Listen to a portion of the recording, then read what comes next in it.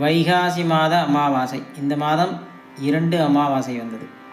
ஒன்று முன்பே முடிந்து விட்டது. மற்றொரு அமாவாசை 14/6/2026 ஞாயிற்றுக்கிழமை காலை 11:46 மணி முதல் மறுநாள் திங்கட்கிழமை 15/6/2026 காலை 9:26 மணி முதல் இருக்கிறது.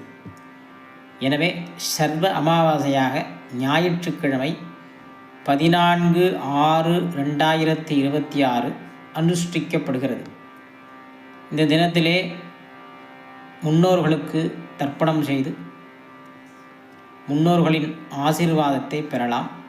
தர்ப்பணம் செய்ய இயலாதவர்கள் அருகிலுள்ள அந்தணர்களுக்கு அரிசி, வாழைக்காய், சமையலுக்கு தேவையான பொருட்களை கொடுத்து தானமாக கொடுத்து முன்னோர்களின் ஆசியை பெறலாம்.